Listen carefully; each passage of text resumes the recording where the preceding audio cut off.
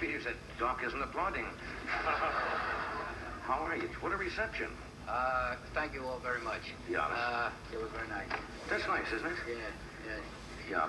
Columbo has been a real thing, hasn't it, for you, really? I mean, you've made a lot of great movies and have had great success in motion pictures, but there's something about television that reaches so many people that all of a sudden, boom. It really is phenomenal. Yeah. It's hard to imagine. I'd like to add to that in this sense, John, that today is... I always feel like you're going to turn and say, when you first discovered the body, by the way, I'm leaving now. I tell you, I really have something to say. Yeah. There is something that I wanted to say, and that was that today is Friday, and that tomorrow is Saturday, and that on Sunday, Donald Pleasance is going to be on. You people don't know Donald Pleasance, but in England, everybody knows Donald. He's one of the great actors in the world. I was going to ask you to say that. He is. He's one of the great actors in the world, and if I can just say this for 1 minute, you know, Columbo always nails the guy, but Pleasance was sensational, and I'll tell you why he was sensational, because he made it hard. He didn't make it hard to figure out, because Columbo can always figure. He made it hard emotionally. In other words, I liked the guy. He made me laugh. He was a genuine eccentric. He was a man that loved wine, loved great wine, and that is, he hated things that were cheap. He hated things that were commercial. He hated things that were imitative. And he had a quality about him that I admired, and he touched me at the end of that program, and that's the reason I'm here, is I want you people to see it, and I want to thank him. And I want to thank the guy who wrote him, Stanley Ralph Ross. Well, sounds like a good episode. Nice. Thank you, Peter. It's nice seeing you here. My next guest, no, I catch the show as often as I can. I mean that. You know, you have favorites. I walked over to Bill Conrad the other night, you know, who does Cannon, who I like very much, because I think the success, and I was talking to Freddie before the show, the success of like yours and Bill Conrad's is the fact that the people identify with you and they like you as people. Truly, and when you got somebody that you really dig, you're halfway home, and that's why I think the show has been successful. When are you going to get a new raincoat?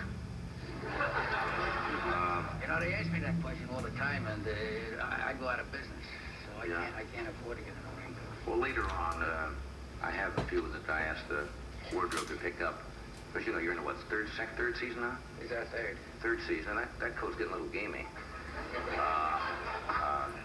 And that's your own coat, too, because you wore it on the show one night. Yeah, it's my own coat. That's right. It doesn't move too far at night. I mean, usually if I...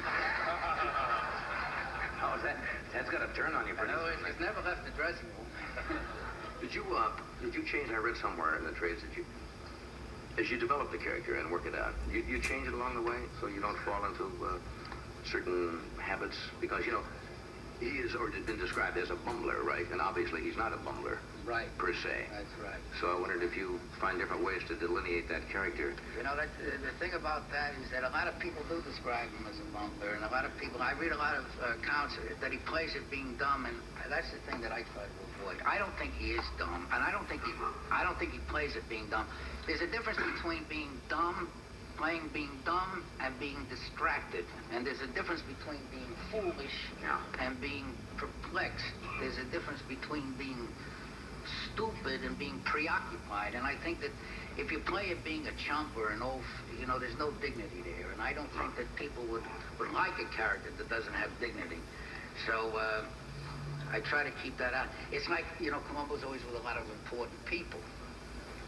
Now, it's one thing to be meek, it's another thing to be polite. Just 1 second, we got something going on backstage. I think they're setting up another show. We may be in trouble and don't know it. See, this is the way what happens. So when they cancel your show, Pete, you hear them setting up behind you. And all of a sudden, this just goes out the door, and some other guy walks in and says, "Here's the Tonight Show," and it's all over for you. I don't want to be part of this. We got it cool now? I'm riding a pretty good wave now. So are you ever? So I really are. No, I know what you mean about you know what the I was talking about. Absolutely. So I like the character to have dignity, and that's the thing. I don't think I add to him, but I do try and keep that part. I think the help of the writers. I think you played great. We asked him to give us a clip of the show. And is this the Sunday show coming up? Yeah. We thought you might like to see a 3-minute clip of the show. I didn't pique their interest a little bit, so to speak. It's like a little teaser. That'll be lovely. This is Donald Pleasance. and he is a fine actor. Watch the monitors here in the studio. And Bob, you want to run it? And here's a short excerpt from Columbo coming up Sunday. And how long were you in New York? 7 glorious days in Fun City. Will that be all? Yes. Thank you, Cal. And you say, my brother died 2 days after that? Yes. Well, then I certainly couldn't be the last one to see him alive. Unless he went into hiding for 2 days. It certainly doesn't sound like Rick. Is this an official interrogation, Lieutenant? No, sir, I'm not going to write anything down. No, I just thought we'd chat and sip some wine. A couple of things that bother me. Look, don't ever try to get last week's weather at 11 o'clock at night. It's no fun. The weather for Tuesday the 18th. Intermittent showers. Would your brother go swimming on a rainy day like that? Doesn't really make much difference if the person is underneath the water, does it? Suppose not. You know, that car was out there for 5 or 6 days. I can't imagine why nobody reported seeing it. By all accounts, it's a pretty desolate spot. And you know what people are, Lieutenant? They don't like to get involved.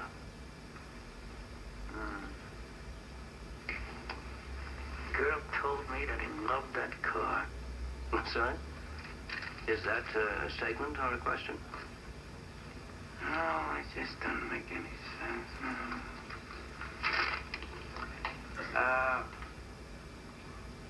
Complete weather report, Tuesday the 18th, high 48, low 42, overcast all day, threatening clouds, scattered showers in the morning, continuous light to heavy rains in the afternoon. Can't imagine why he would leave the top down.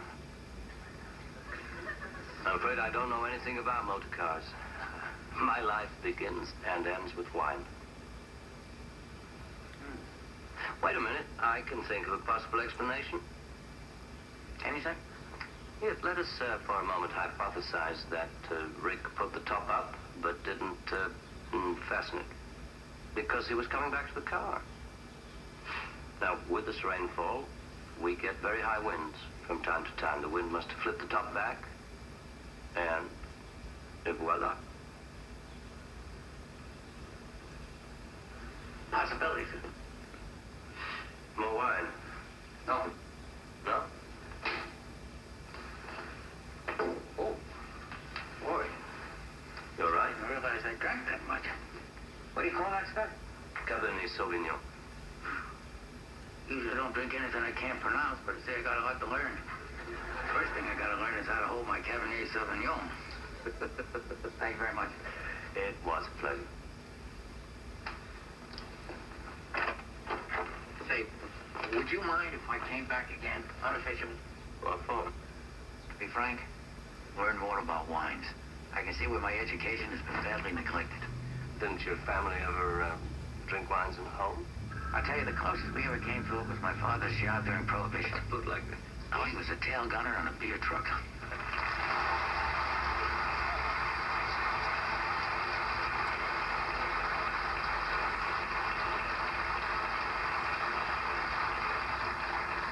It's nice to see two really professional actors who know what they're doing a scene like that. It's great to play off of somebody because everybody comes up. But find that when you play off of people who are also very good, that it brings both parties Yeah, you got up to a be on notch your or two. toes with a fellow like Donald, I'll tell you. Yeah. He's very good. He's really very, very good. Of course, he pops back in the door again a couple of times after that because he doesn't let the top of that car go, you know. Because when he comes back in, you know, he says, you know, geez, you really think the wind blew that hard? I mean, I could see the top going this far and maybe halfway, maybe even 3/4, but it could go all the way down. So the guy said, well, you saw the car, didn't you? I said, yeah. Geez, I wrote that down. Wait a minute. He takes out the notebook and he says, top down. It don't say how far.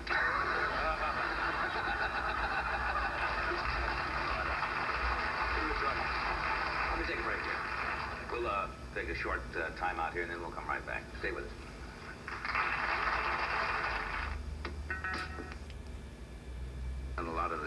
foreign countries, and it's the biggest hit there as it is in this country.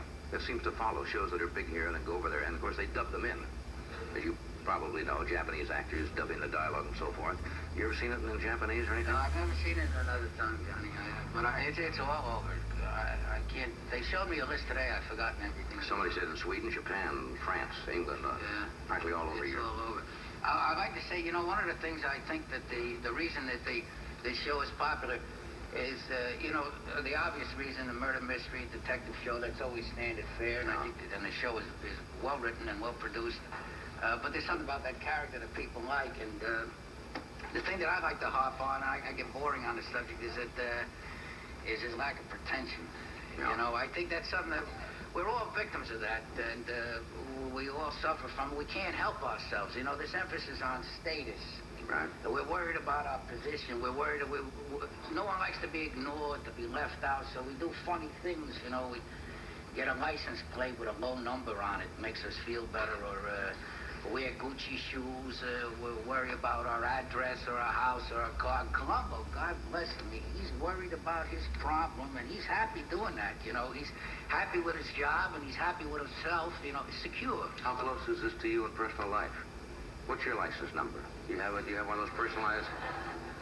I don't know what my license number is. No, I don't have that. And then you got war surplus shoes on, so actually it's where are the raincoats? I want to. We have a couple little things, Peter. You don't have to take this, to use them.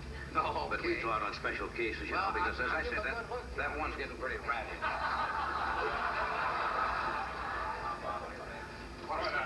Just see how this looks. This may change the whole character of the interpretation of the role. You see, now that's... It's him. It's too rich, isn't it? It's him. Well, I don't know if this quite fits No, you see, it's too nice. in terms of the personality. Yeah, you're right. I'm sorry about that.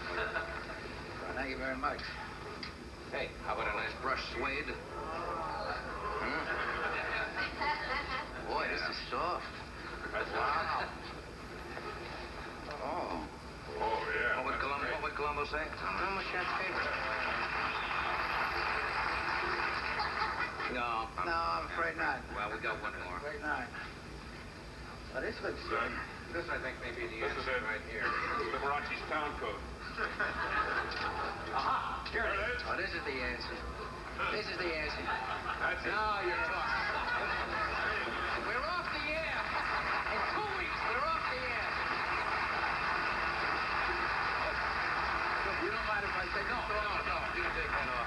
Well, we give it a try.